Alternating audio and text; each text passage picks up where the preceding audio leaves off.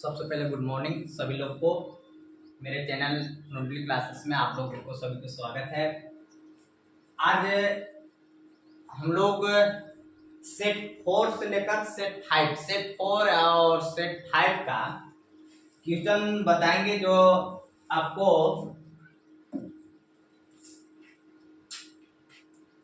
31 question से लेकर 38 तक आपको 2 अंक का क्वेश्चन है।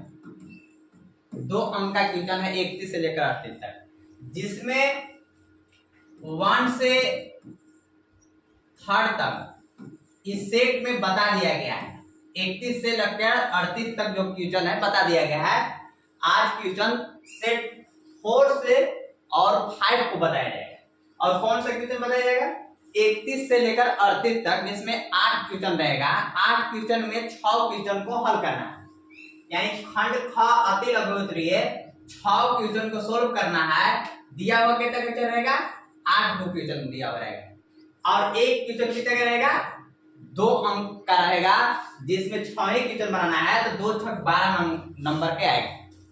तो 2 छक 12 नंबर होता है। तो 30 नंबर ऑब्जेक्टिव क्वेश्चन बताया दिया गया है 1 से लेकर 30 तक। अब है क्वेश्चन अति लघु उत्तरीय रहेगा, 2 नंबर का रहेगा और 6 क्वेश्चन रहेगा। 8 क्वेश्चन रहेगा, जिसमें 6 क्वेश्चन बनाना है। इससे प्राप्त होता है 12 नंबर, यानी कि 30 12 42 नंबर का यहाँ तक मार्क हमारा 38 क्वेश्चन तक पहुंच जाता है। ये भी बताया दिए कि अगर 31 क्वेश्चन में आपको एचसीएफ और एलसीएम है, तो 31 क्वेश्चन में आपको एचसीएफ और एलसीएम ही पूछेगा। तो देखिए चलते हैं। अब जो है 31 बचा हुआ है 12वां सेट का, जो चौथा सेट का है 12वां, जो इसका बताना है। तो जो इसमें जो है मेरा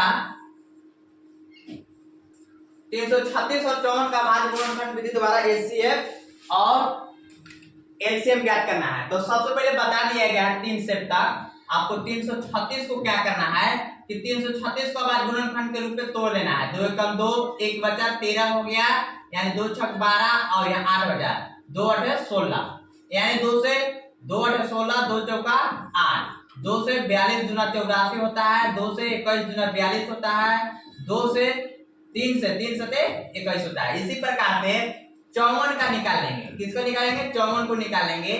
2 से 27 दूना 54 और 3 9 27 और 3 3 9, इस प्रकार से लिख लेंगे। यानी 336 का 336 हल है। 336 का अभाज्य गुणनखंड क्या हो गया? 336 का अभाज्य गुणनखंड 2 गुना 2 गुना 2 के बार 4 बार है। 2 गुना 2 गुना 2 गुना 2 गुना 3 गुना 7, इस प्रकार से है। और 54 का मेरा क्या है? 54 का अभाज्य गुणनखंड में है, देखिए 2 गुना 3 गुना 3 गुना 3, 2 3 6 3 8 54, इस प्रकार से है। अब क्या करना रहता है? एचसीएफ और एलसीएम में लिखेंगे, अतः लिखेंगे कि 336 और 54 का एचसीएफ बराबर लिख देंगे। तो एचसीएफ में जो दोनों में मिलता है उसको एचसीएफ में लिखते हैं। यानी कि 2 2 इसमें है, 2 2 है तो 2 लिख लेंगे। इसमें 2 है, इसमें 2 है, नहीं है तो नहीं लिखेंगे। 2 है, इसमें नहीं है, 2 है, नहीं है। 3 है तो 3 है, मेरा 3 यहाँ है तो 3 इसमें है, तो 3 को ले लेंगे गुना में 3, इसमें 7 है, इसमें 7 है तो नहीं लेंगे। यानी 2 3 6 मेरा एचसीएफ हो गया। ठीक है।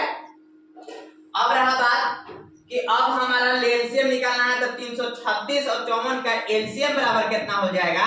एलसीएम मेरा बराबर में हो जाएगा क्या? जो है उसको लिख लेंगे, जो है पहले से उसको लिख लेंगे। अब बाकी जो नहीं है उसको भी लिखते हैं। जैसे ए नहीं था, इसको लिख लेंगे। ए इसका नहीं था, ए भी लिख लेंगे। ए नहीं था, इसको लिख लेंगे। अब ये तो ले लिया हूं, ये जो है इसको लिख लेंगे। अब इस पे चलते हैं। ये है तो इस पे लिख लेते हैं, ये है तो इस पे लिख लेते हैं। बहुत अच्छा। अब देखिए गुना कर लेंगे। 2 3 6 दूना 12 दूना 24 दूना 48, 48 गुना 7 कर लेंगे। 48 गुना 7 करेंगे, 7 × 8 56, 7 × 28 और 5 33, फिर 7 से हो गया। 3 से करेंगे, 3 3 9 से गुना कर देते हैं डायरेक्ट। 9 6 54, 9 3 27 5 32, 9 3 27 और 3 30, 3024, यानी 3024 हो जाएगा। तो इस प्रकार से हमको जब भी एक्सिस क्वेश्चन में पूछेगा तो आपको एचसीएफ और एलसीएम के थ्रू पूछेगा, इसलिए आप इसको याद कर लेंगे। ठीक है, समझना है, कॉन्सेप्ट समझिए कैसे है कैसे नहीं। अब इसके बाद है नेक्स्ट क्वेश्चन आपको 32। नेक्स्ट क्वेश्चन है 32। क्या है 32? लिखा हुआ है कि द्विघात बहुपद, एक द्विघात बहुपद ज्ञात करें जिसके शून्यकों का योग तथा गुणनफल क्रमशः 1 और 1 है। क्वेश्चन 32 में जब भी होगा तो शून्यकों को ज्ञात करने के लिए पूछेगा या तो बहुपद ज्ञात करने के लिए बोलेगा। शून्यकों का योग दिया हुआ रहेगा तो बहुपद ज्ञात करना है, और यदि बहुपद दिया हुआ है तो शून्यक ज्ञात करना है। तो इस प्रकार शून्यकों का योग दिया हुआ है, तो शून्यकों का योग दिया हुआ है तो कैसे बनाते हैं, आप लोगों को 32 क्वेश्चन पहले भी बता दिया गया है। देखिए हल में है, दिया है शून्यकों का योग बराबर, शून्यकों का योग बराबर 1 दिया हुआ है, यानी कि अल्फा प्लस बीटा बराबर मेरा 1 दिया हुआ है। और क्या दिया हुआ है, शून्यकों का गुणनफल बराबर, यानी अल्फा इंटू बीटा बराबर 1 ही दिया हुआ है। अब हम जानते हैं क्या, और क्या द्विघात बहुपद ज्ञात करना क्या है, ज्ञात करना है द्विघात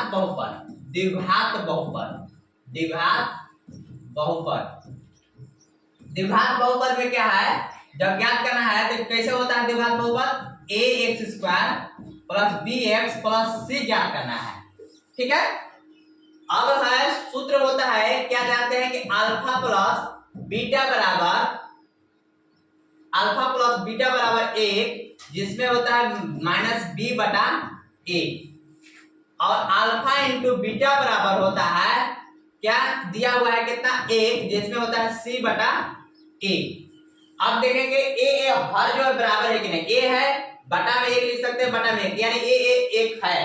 तो यहाँ हमारा अगर नहीं रहता तो बराबर करते हैं, है तो कोई बात नहीं है। यहाँ a बराबर मेरा 1, b बराबर देखिए b बराबर 1 जिसमें माइनस है -1, और c बराबर मेरा 1। इसलिए द्विघात बहुपद बराबर कितना प्राप्त हो गया, द्विघात बहुपद बराबर ax² plus bx plus c होता है, जिसमें एक मेरा a बराबर कितना प्राप्त हुआ है, 1, तो 1 से गुना करेंगे x² में, तो x² प्राप्त होगा। -b है, b में -1 तो प्लस माइनस हो जाएगा, b से 1 में गुना करेंगे 1 ही आएगा, तो हमारा कितना है, bx के जबर 1 है, यानी कि x है, 1 गुना x करेंगे x होगा, प्लस c का मान कितना है, 1 है, c बराबर 1 है, 1, यानी द्विघात बहुपद हमको ज्ञात हो गया। इस प्रकार से ज्ञात करना है आपको। जब भी क्वेश्चन यानी कि थर्ड सेट तक, पहला सेट से लेकर तीसरा सेट तक बताया गया होगा, बता दिए हैं, जिसमें कि 32 क्वेश्चन में जब भी है तो शून्यकों का योग है और गुणनफल है, तो इस प्रकार से ज्ञात करना है। अब नेक्स्ट क्वेश्चन है 33। चलिए अब नेक्स्ट क्वेश्चन 34 देखते हैं। 34 में जो है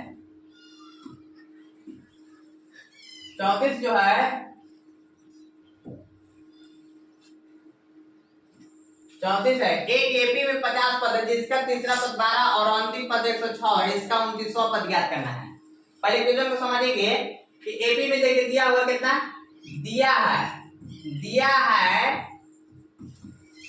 एपी में 50 पद है, एपी में 50 पद है, यानी कि ए 50 है, कितना है, ए 50 है, और ए 50 जो है अंतिम पद 50 जिसमें कितना दिया हुआ है, 106 दिया हुआ है, कितना है, 106 दिया हुआ है। यहाँ समझ में आ रहा है। और क्या है कि जिसका तीसरा पद देखो, और तीसरा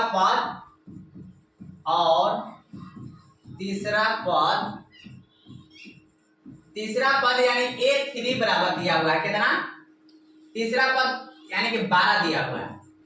ठीक है, तो A50 को हम क्या लिख सकते हैं, A50 को A प्लस 49D लिख सकते हैं, बराबर में 106 है।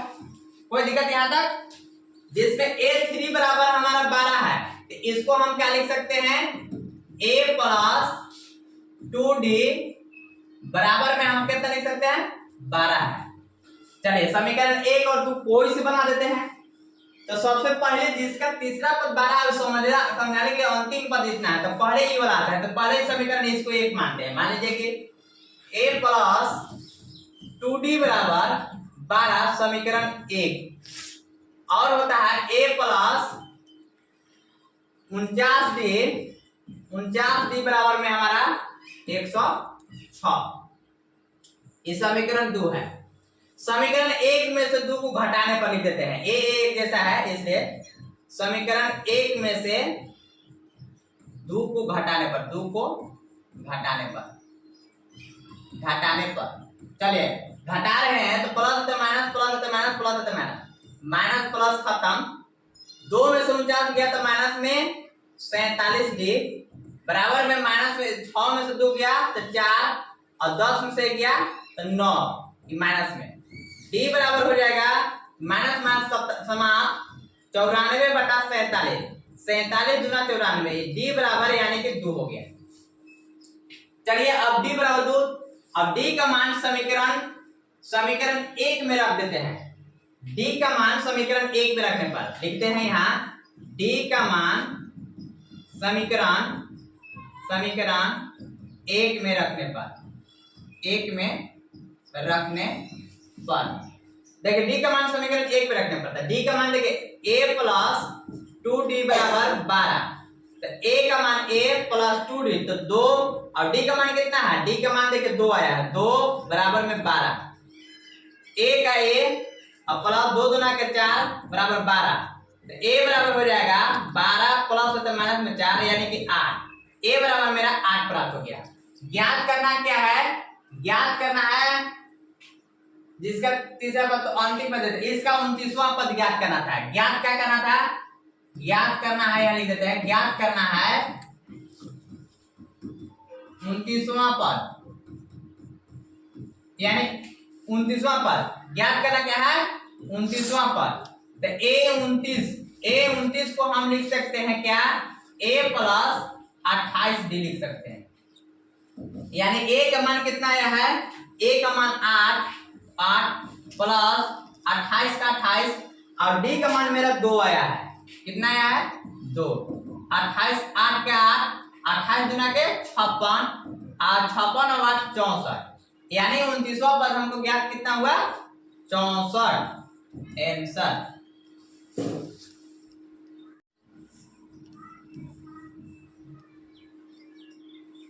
नेक्स्ट क्वेश्चन है 35 जो है देखेंगे कि आकृति में यदि PS बटा SQ यानी PS बटा में SQ इस प्रकार लिखा हुआ बराबर में है PT बटा TR तथा कोण PST बराबर कोण PRQ है, तो सिद्ध करें कि त्रिभुज PQR एक समद्विबाहु त्रिभुज है। देखिए आकृति दिया हुआ है, आकृति में PS बटा, देखिए आकृति छपा हुआ है PS बटा SQ है, अब PT बटा TR।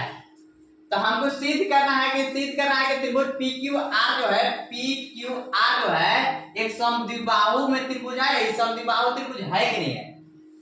तो देखिए हल दिया है क्या, PS बटा SQ PT बटा TR तथा कोण PST बराबर में PRQ इतना दिया हुआ है। सिद्ध करना है त्रिभुज PQR एक समद्विबाहु त्रिभुज है। तो समद्विबाहु त्रिभुज कब होगा, जब दो भुजा बराबर में होगा। देखिएगा प्रमाण में कि ST समांतर QR है, देखिए ST समांतर QR है, समांतर है, ST समांतर QR है। कोण इसलिए PST बराबर होगा कोण PRQ होगा, PST बराबर होगा कौन सा PRQ होगा। देखो ये जो है PRQ है, ये जो है हमारा दिया है समीकरण 1 हो गया, दिया है, देखिए यहाँ पर दिया हुआ है, ई कोण देखो यहाँ छापा हुआ है कि इसको कोण बराबर में ई कोण है। अच्छा अब ये है कि कौन पीएसटी बराबर पी क्यू आर होगा, पीएसटी बराबर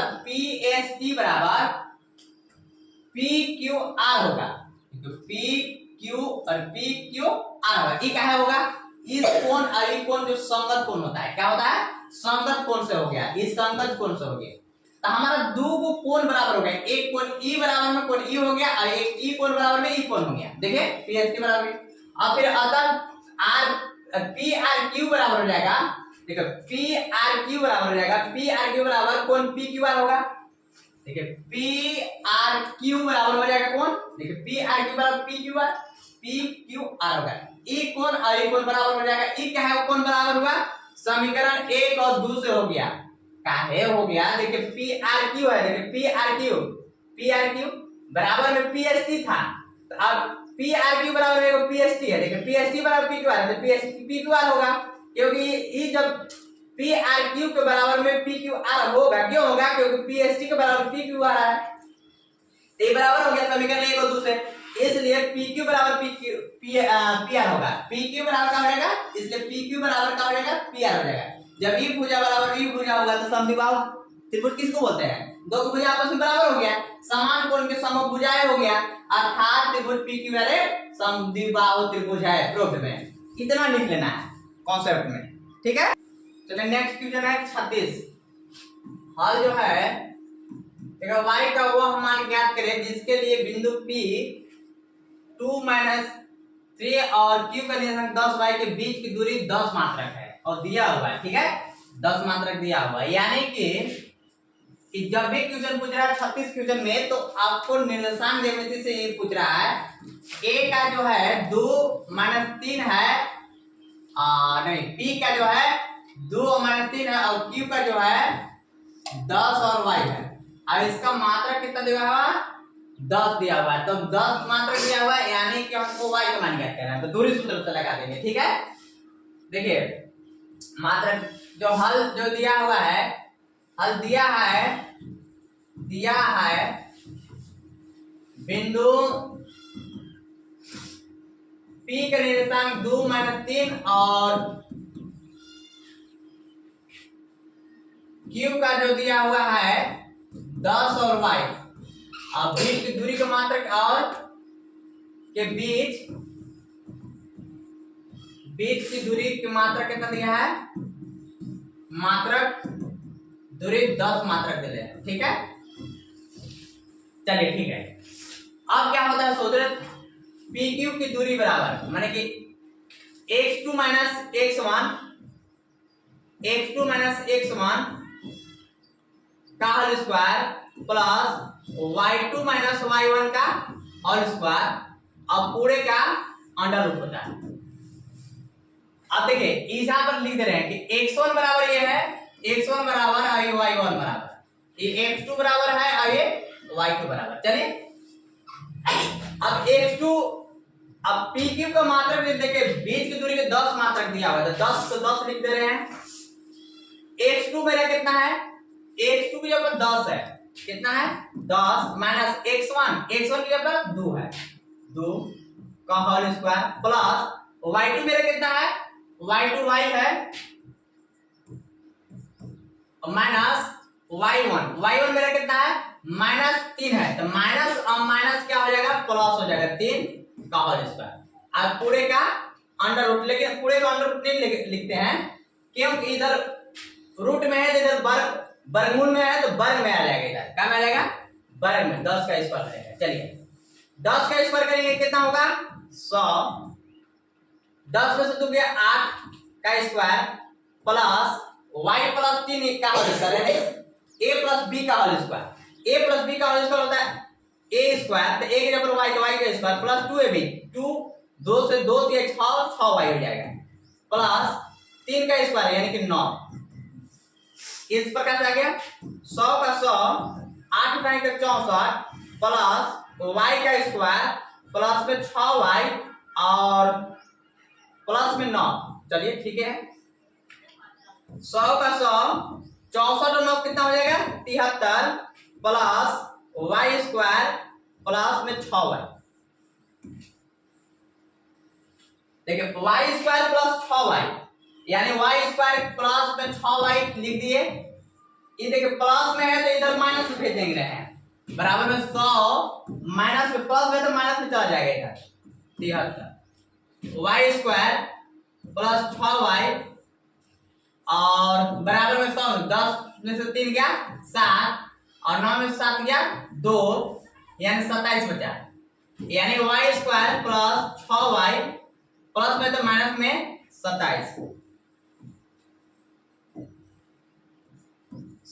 बराबर में 0।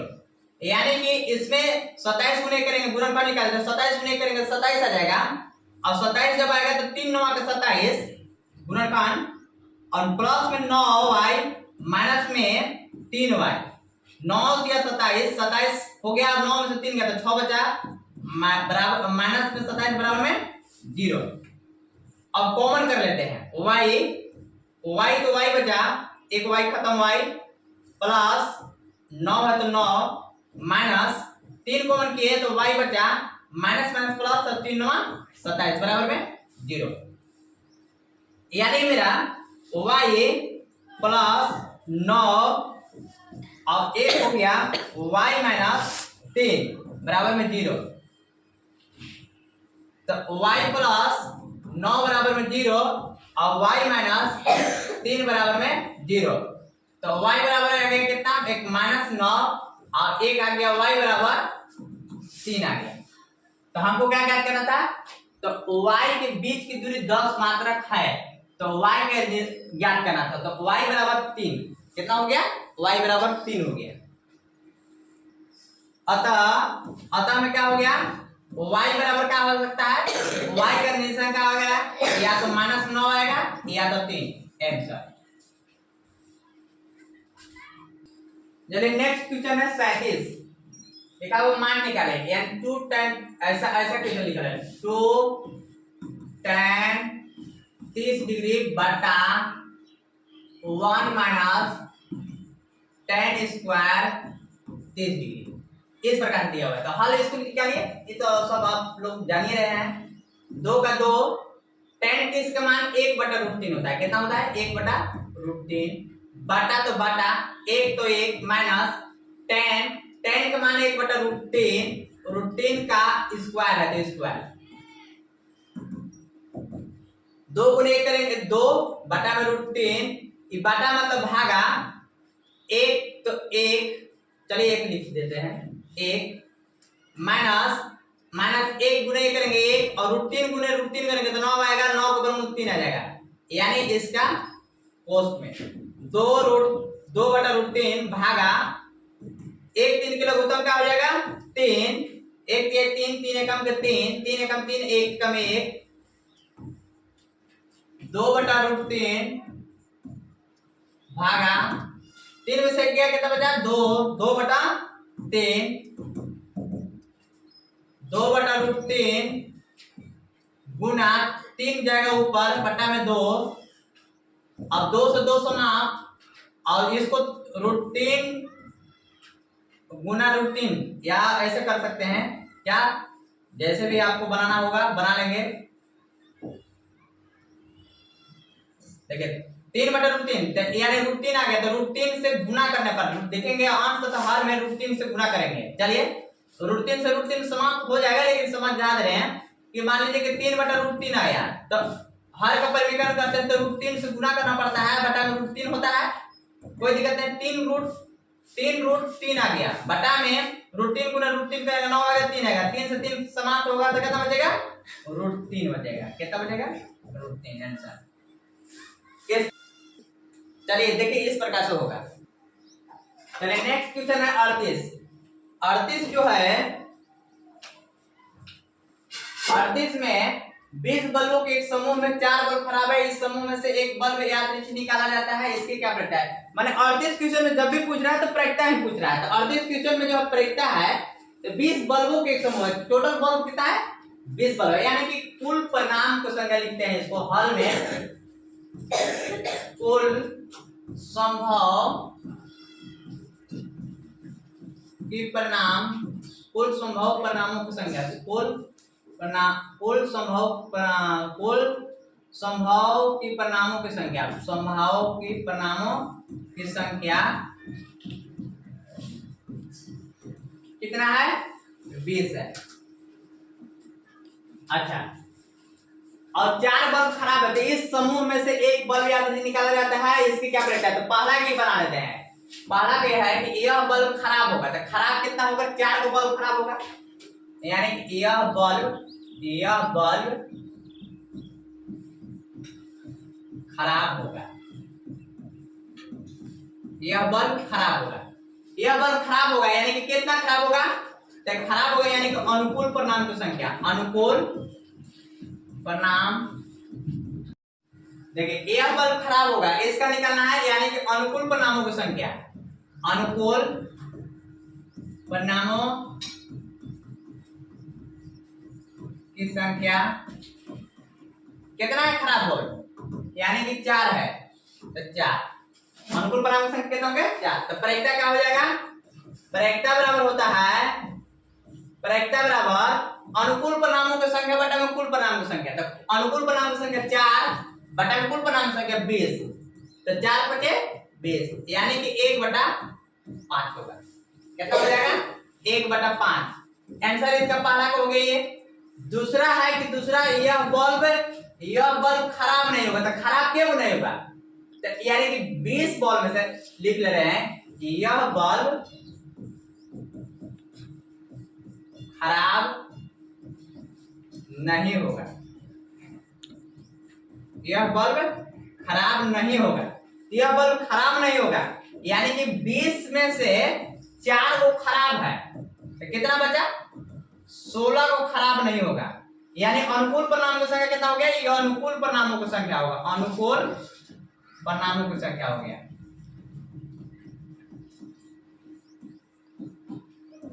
इस संख्या, चलिए अब प्रायिकता बराबर क्या होता है? प्रायिकता बराबर होता है अनुकूल परिणामों की संख्या बटा अनुकूल संभावना। अनुकूल परिणामों की संख्या 16 और कुल टोटल कितना है? 20 है। 4 चौका 16 और 5 चौका 20, यानी 4/5 आंसर हो गया।